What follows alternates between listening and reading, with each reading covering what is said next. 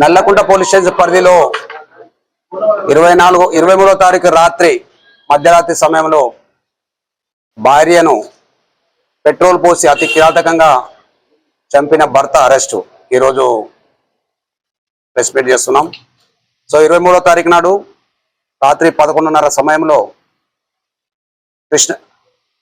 త్రివేణి అనే ఆమె వెంకటేశ్వర్లు వీళ్ళిద్దరు కూడా హుజూరాబాద్ నేటివ్ ప్లేస్ నల్లగొండ జిల్లా.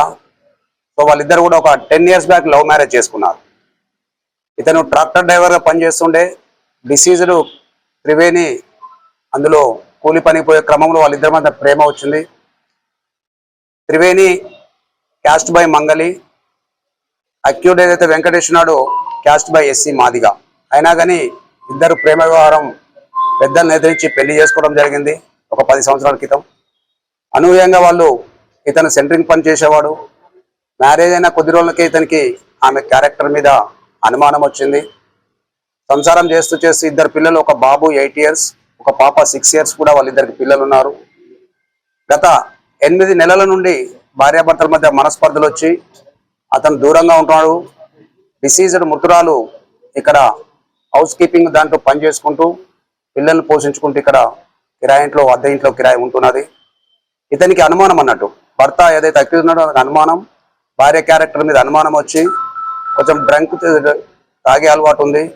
ఎట్లాగో భార్య దగ్గరకు వచ్చిన తర్వాత ఆమె క్యారెక్టర్ మీద అనుమానం వచ్చి భార్యను ఎట్టి పరిస్థితిలో అంతమొందాల్చని ఒక ప్లాన్ వేసుకొని 23rd నాడు తాగిన మత్తులో పెట్రోల్ కొనుక్కొని నియర్ బై పెట్రోల్ పంపులో పెట్రోల్ కొనుక్కొని ఆమె మీద పండుకున్న సమయంలో, ఆమె ఇద్దరు పిల్లలతో కూడా పడుకోవడం జరిగింది రూమ్లో.